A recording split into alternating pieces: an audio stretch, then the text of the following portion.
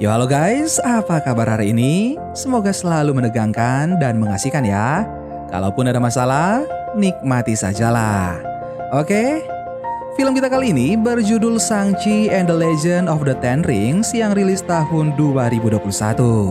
Karena alur filmnya agak panjang, mending langsung aja kita let's go ke filmnya.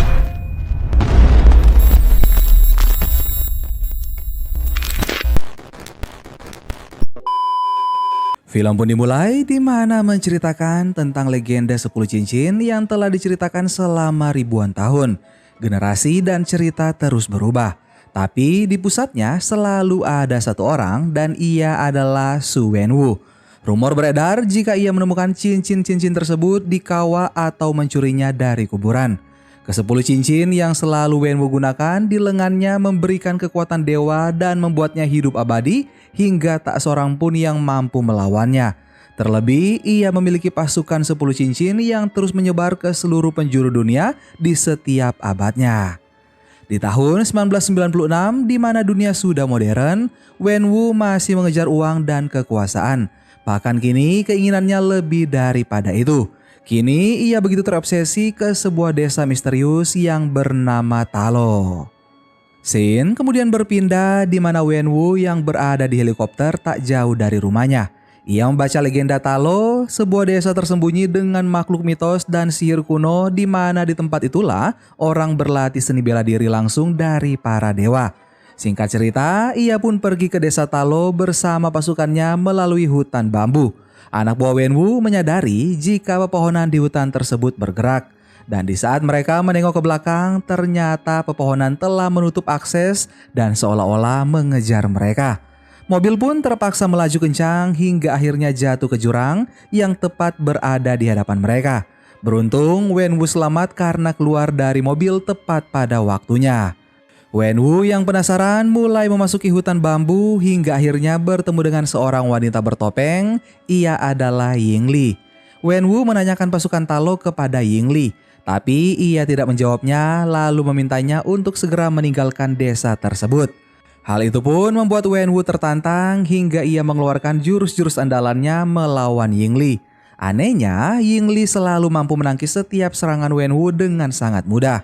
Ia bahkan berhasil membuat Wenwu tercebur ke dalam kolam dan menghilang begitu saja. Pertemuan itu ternyata membuat keduanya merasa cocok hingga akhirnya mereka menikah dan meninggalkan segala kekuatan mereka masing-masing. Waktu berlalu hingga akhirnya mereka memiliki seorang anak laki-laki bernama Shang-Chi.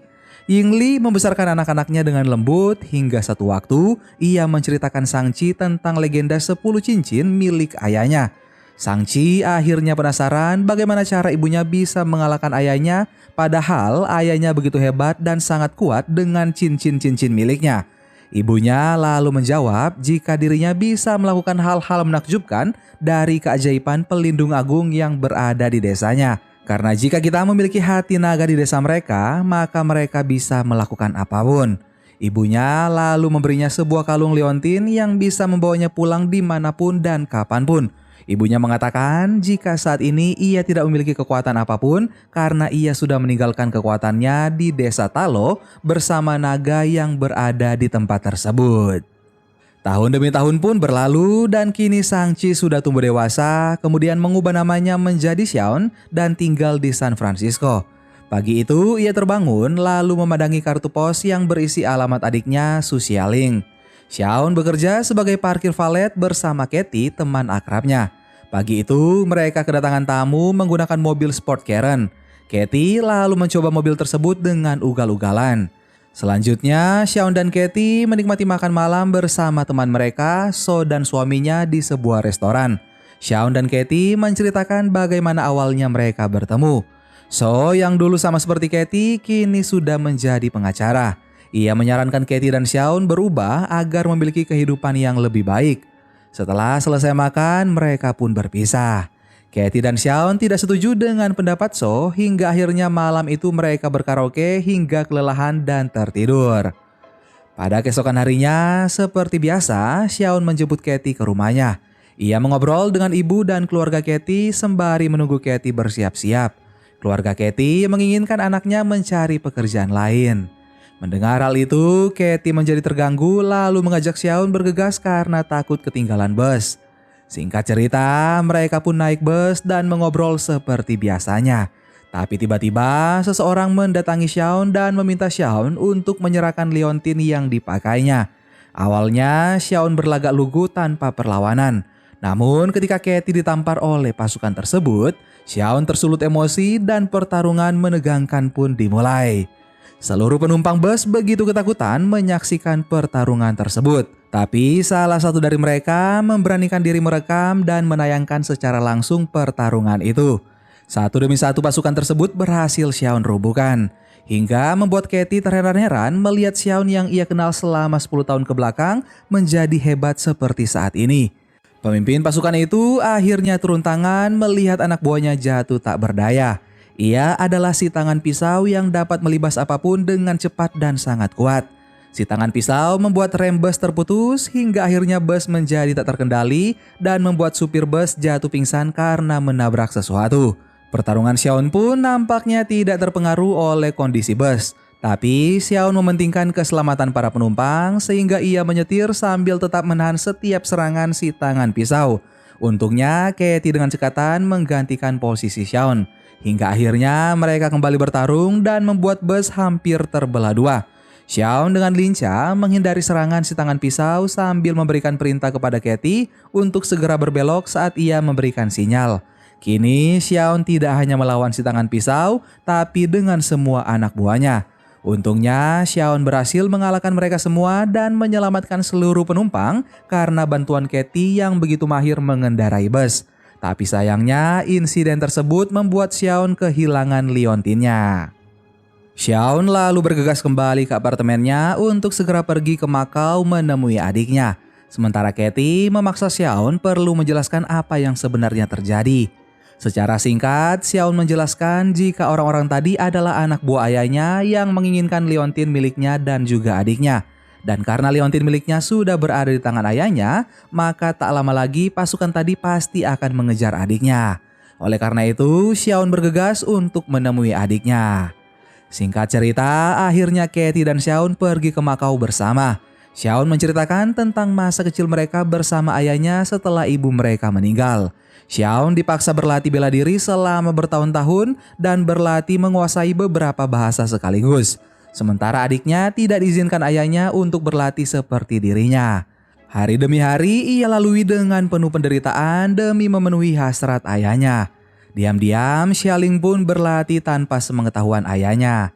Hingga suatu ketika Xiaon diberikan sebuah misi oleh ayahnya saat ia masih belasan tahun. Sayangnya Xiaon tidak kembali lagi kepada sang ayah. Ia malah terus menghindar dan hidup di San Francisco dengan mengganti namanya dari Shang-Chi menjadi Xiaon. Tak lama kemudian mereka pun sampai di Macau. Gemerlap dunia malam di Macau membuat Katie terpesona hingga tanpa disadari mereka telah sampai di alamat Xialing. Saat menaiki lift, seseorang meminta Xiaon menuliskan namanya agar bisa menemui Su Xialing. Dan ketika mereka tiba, mereka pun disambut oleh John, sang pembawa acara yang telah menonton video Xiaon yang bertarung di bus tempo hari. John lalu menjelaskan tempat tersebut. Ia lalu mengantarkan Xiaon untuk segera masuk ke arena dan segera bertarung. Xiaon kebingungan karena tujuannya ke tempat tersebut adalah untuk mencari adiknya. John kemudian menjelaskan jika Xiaon sudah menandatangani kontrak saat di lift beberapa saat yang lalu. Jadi mau tidak mau Xiaon harus bertarung. John lalu menunjukkan Emil dan Wong yang masih bertarung di arena. Dan giliran selanjutnya adalah Xiaon melawan adiknya sendiri, Su Xialing. Di arena, Xiaon mencoba menjelaskan tujuan dirinya menemui Xialing. Tapi Xialing sama sekali tak memberikan kesempatan. Terlebih di detik-detik terakhir ketika Xialing merasa kehilangan karena ditinggalkan seorang diri oleh Xiaon beberapa tahun yang lalu. Xiaon pun kalah di arena hingga akhirnya membuat Katie menang bertaruh. Scene kemudian berpindah di mana Xiaon menjelaskan kepada Xialing yang merupakan pemilik usaha di tempat tersebut. Xiaon mengatakan jika pasukan 10 cincin ayah mereka sudah berhasil merebut liontin miliknya. Dan kemungkinan pasukan itu akan datang untuk melakukan hal yang sama kepada Xialing. Mendengar hal itu, Xialing malah mengatakan kekecewaannya terhadap Xiaon selama ini kepada Katie. Ia mengatakan jika dulu dan kini ia tidak membutuhkan bantuan dari kakaknya. Xiaon lalu menanyakan mengapa Xialing mengiriminya kartu pos ke San Francisco. Xialing tak mengetahui apapun tentang hal itu. Tapi tiba-tiba pasukan 10 cincin menyergap dan menyerang mereka tanpa ampun. Xialing dan John segera menyelamatkan diri melalui pintu darurat. Sementara Xiaon dan Katie terpaksa keluar gedung melalui jendela padahal mereka berada di lantai yang sangat tinggi. Katie terpaksa mengikuti perintah Xiaon untuk menuju lift lewat luar. Sementara Xiaon sendiri berusaha melawan para pasukan 10 cincin dengan penuh ketegangan. Belum sampai ke tujuan, tiba-tiba Katie diserang salah satu pasukan hingga membuatnya hampir terjatuh. Untungnya Xiaon sigap berusaha meraih tangan Katie. Tapi sayangnya pasukan menyerang Xiaon hingga akhirnya Katie pun terjatuh. Beruntung Xialing berhasil menangkap Katie di bawah. Mereka pun meneruskan pertarungan yang menegangkan di atas ketinggian. Singkat cerita, liontin Xialing pun berhasil direbut oleh salah satu pasukan terbaik ayahnya. Xiaon terus mengejar dan melawan ninja tersebut untuk merebut liontin Xialing. Hingga di saat detik-detik terakhir Xiaon akan menghabisi ninja tersebut, ayahnya datang mencegahnya. Xialing dan Katie pun aman bersama pasukan 10 cincin. Singkat cerita, mereka semua akhirnya kembali pulang ke tempat ayahnya di sebuah pegunungan. Ayahnya begitu kuat dan memiliki kekuasaan tak tertandingi dengan memiliki ratusan ninja di rumahnya. Xialing dan Katie masuk ke ruangan lalu sedikit mengobrol tentang ayahnya dan dirinya sewaktu masih kecil. Sementara Xiaon memasuki ruangan tempat ia berlatih sewaktu ia kecil. Tak lama kemudian mereka lalu menikmati makan malam keluarga bersama. Ayah Xiaon lalu menceritakan tentang kehebatan dirinya dan 10 cincinnya. Ia juga menceritakan tentang pertemuan dirinya dengan Yingli, ibu Xiaon hingga akhirnya Yingli meninggal.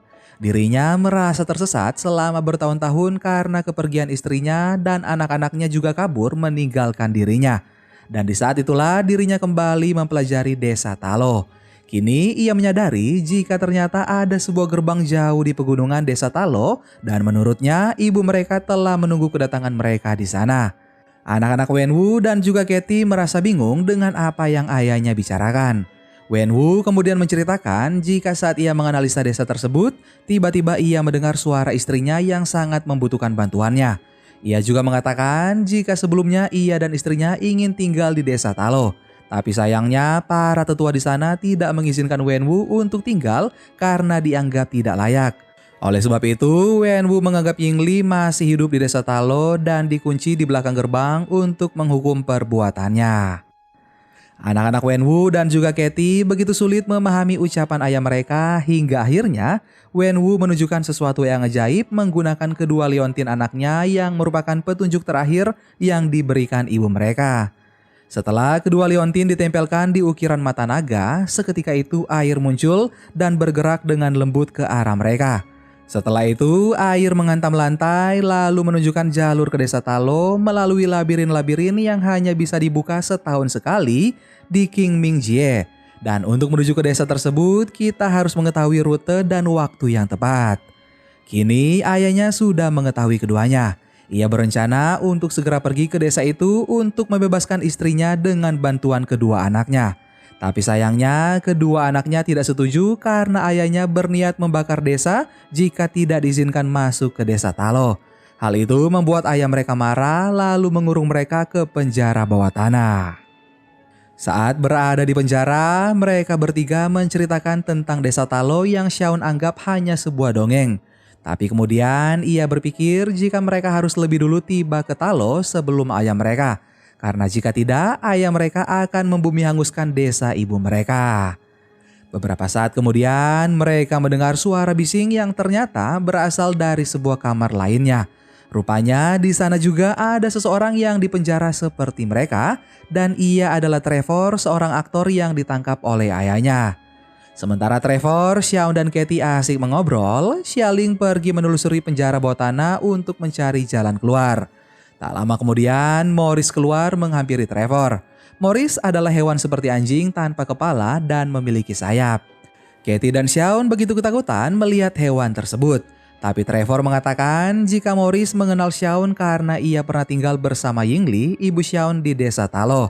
Menurut Trevor, selama ini Morris diculik oleh ayahnya agar ia bisa menemukan rute ke desa Talo. Hanya Trevor lah yang mengerti apa yang Morris katakan, dan saat ini Morris mengatakan jika dirinya bisa memandu Shaun ke desa tersebut. Tiba-tiba Xialing muncul dari balik dinding dan mengatakan jika lorong itu tembus ke garasi. Mereka pun bergegas keluar dari tempat tersebut. Sayangnya aksi mereka terekam CCTV hingga mereka harus berpacu dengan waktu agar bisa keluar dari tempat itu sambil melawan pasukan ayahnya. Beruntungnya lagi, Xialing mengetahui jalur keluar lainnya. Dan akhirnya mereka pun berhasil keluar di malam yang begitu menegangkan. Wenwu yang menyaksikan mereka di monitor lalu memerintahkan si tangan pisau untuk menyiapkan pasukan perangnya. Keesokan harinya, Shaun dan yang lainnya sudah tepat berada di hutan bambu yang dimaksud.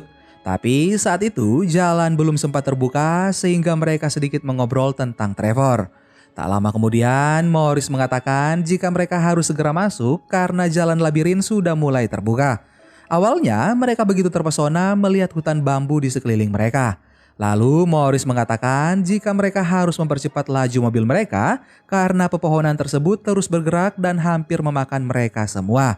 Beruntung Katie sangat lihai mengendarai mobil hingga akhirnya mereka pun berhasil melalui labirin yang begitu menegangkan. Setelah mereka tiba di sisi hutan lainnya, mereka lalu memasuki sebuah lorong di balik air terjun. Tak lama kemudian sebuah portal muncul hingga mereka tiba di sisi terowongan lainnya. Mereka begitu takjub melihat kehidupan yang begitu ajaib. Mereka seolah-olah masuk ke dimensi lain karena suasana di sana begitu damai dan juga menyenangkan. Hewan-hewan yang berada di tempat itu pun sama anehnya seperti Morris. Shaun dan semua begitu terpesona hingga akhirnya mereka disambut oleh tetua desa, yaitu Master Guangbo dan pasukannya yang tidak mengizinkan mereka masuk ke desa itu. Untungnya bibi mereka Yingnan mengenali Shaun dan Xialing yang merupakan anak dari saudarinya Yingli. Yingnan menyambut mereka dan mengatakan jika ia sudah lama menantikan kedatangan mereka. Shaun lalu mengatakan jika waktu mereka tidak banyak karena ayah mereka akan segera datang ke Talo. Yingnan kemudian menceritakan tentang kehidupan di Talo. Mereka sudah hidup di desa tersebut selama lebih dari 4.000 tahun. Mereka bersumpah untuk menjaga gerbang kegelapan demi melindungi kerajaan milik Ibu Shaun dari kejahatan yang tersembunyi di belakangnya.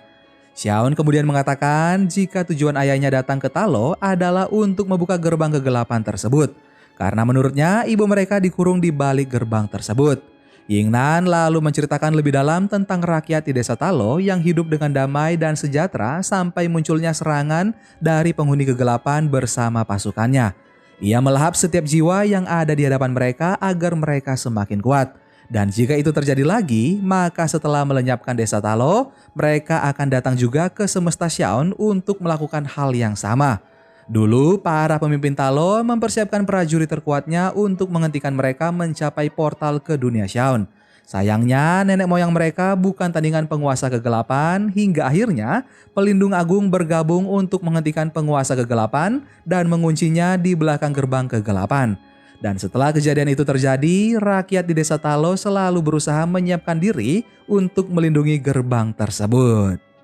Yingnan lalu mengajak mereka ke tempat persenjataan, sambil menceritakan jika ayah mereka bukan satu-satunya orang yang ingin membuka gerbang itu. Tapi sudah banyak orang yang pernah mencobanya selama berabad-abad. Dan kesemua orang-orang itu memiliki satu kesamaan, yakni mereka mendengar suara yang menjanjikan keinginan terbesar mereka dari balik gerbang kegelapan. Jadi menurut bibinya, ayah mereka mendengarkan bisikan dari pemakan jiwa di balik gerbang tersebut. Karena penguasa gerbang tersebut meyakini jika 10 cincin yang dipakai ayah mereka mampu membebaskan mereka dari balik gerbang kegelapan. Katie lalu membantu seorang wanita tua yang tidak sengaja menjatuhkan anak panahnya di dekatnya. Hingga akhirnya Katie dilatih memanah. Sementara Shaun dan Xialing diajak bibinya ke suatu tempat. Bibi mereka lalu memberikan pesan dari ibunya kepada Shaun dan Xialing. Sebuah bungkusan yang berisi pakaian dan senjata mereka. Scene kemudian berpindah di mana Xialing terlihat duduk terpaku sambil melihat pasukan Talo berlatih. Tak lama kemudian, bibinya menghampirinya dan memberikan senjata untuknya. Ia mengatakan jika Xialing bebas berlatih. Begitupun dengan Katie yang terus semangat berlatih dengan Guangbo. Sementara Xiaon meminta bibinya untuk mengajarkan jurus seperti ibunya karena hanya ibunya lah yang dapat mengalahkan ayah mereka. Yingnan lalu melatih Xiaon dan memberikannya beberapa pelajaran berharga yang belum pernah ia dapatkan dari ayahnya. Di sisi lain, ayahnya tiba-tiba teringat kenangan bersama istri dan anak-anaknya ketika masih kecil. Ia lalu tersadar karena dikagetkan oleh si tangan pisau yang mengatakan jika pasukannya sudah siap untuk berperang.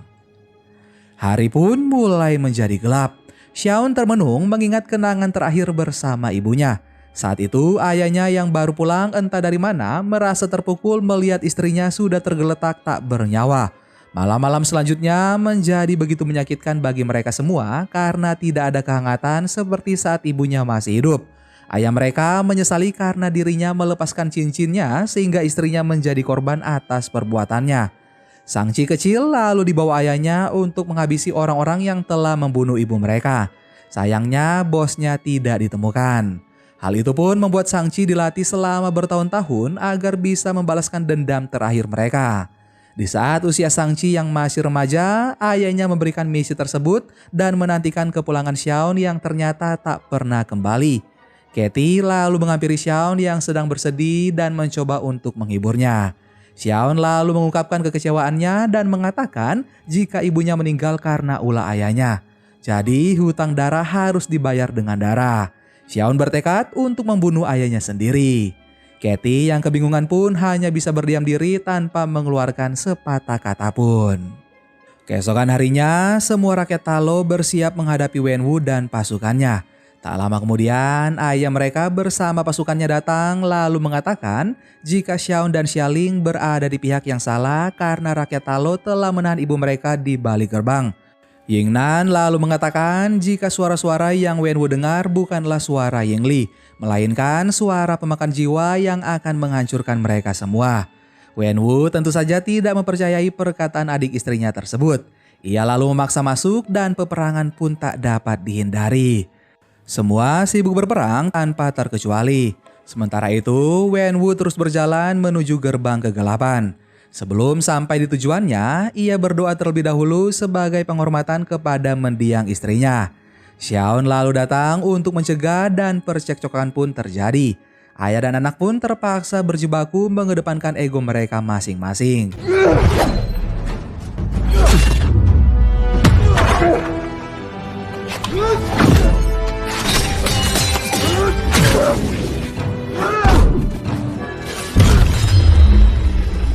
Hingga akhirnya Xiaon terpental ke dalam danau di bawah gerbang kegelapan.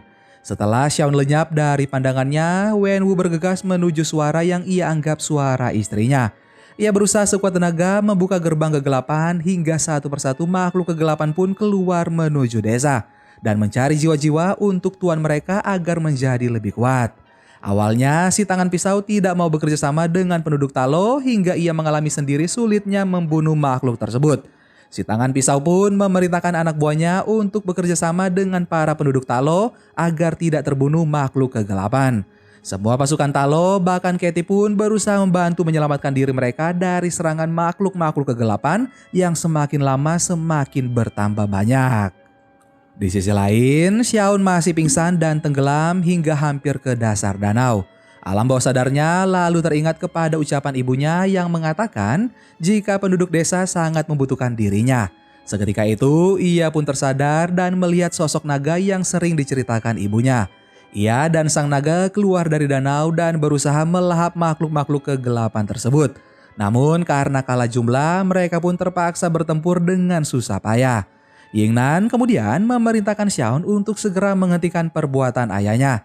Sementara dirinya dan pasukan lain berusaha melenyapkan makhluk-makhluk kegelapan yang semakin bertambah banyak. Xiaon lalu kembali berduel dengan ayahnya karena mengatakan jika ibu tidak berada di belakang gerbang. Sang ayah tentu semakin menjadi-jadi mendengar hal tersebut. Sementara itu, sang naga semakin terancam karena makhluk-makhluk kegelapan mulai mengerubunginya. Xiaon berusaha sekuat tenaga menghalangi ayahnya dan tanpa ia sadari, ia dapat menguasai kelima cincin ayahnya. Sama seperti sang ibu yang pernah menaklukkan kekuatan ayah mereka, Wenwu kemudian mengerahkan semua kekuatannya untuk melawan anaknya sendiri. Dan kini ke-10 cincin milik ayahnya mampu dikuasai dengan baik oleh Xiaon. Tapi Xiaon tidak sampai hati membunuh ayahnya. Ayahnya lalu berkata jika ia harus segera menyelamatkan ibu mereka.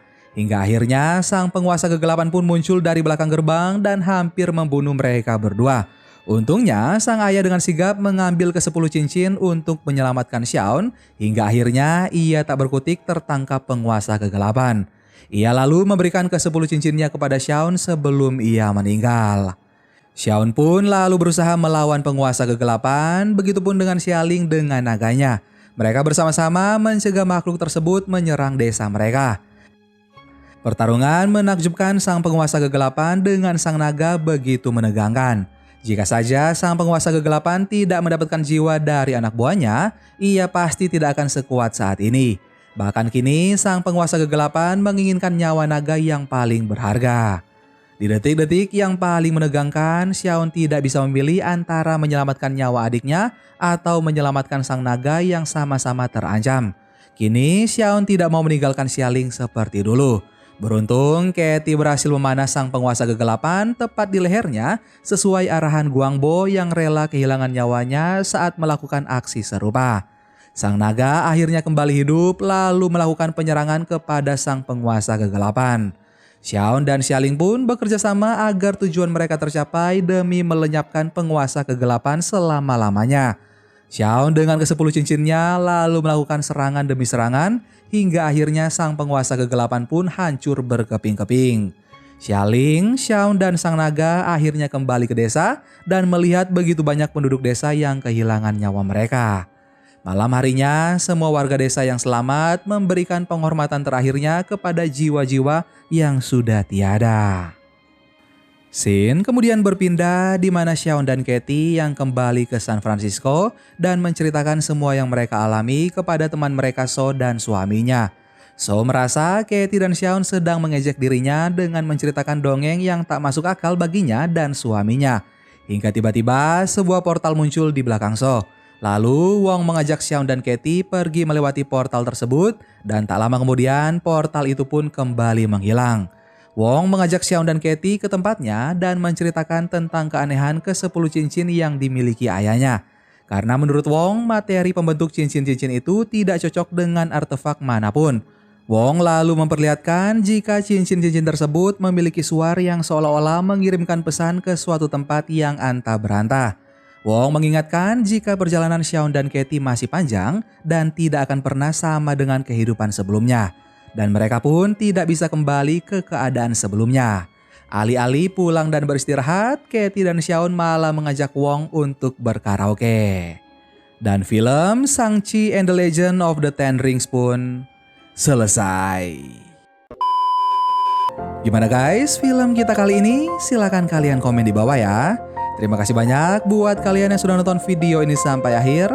Sampai ketemu lagi di film-film seru selanjutnya dan merenung untuk 1 menit dapat menyelamatkan hidupmu untuk 1 hari.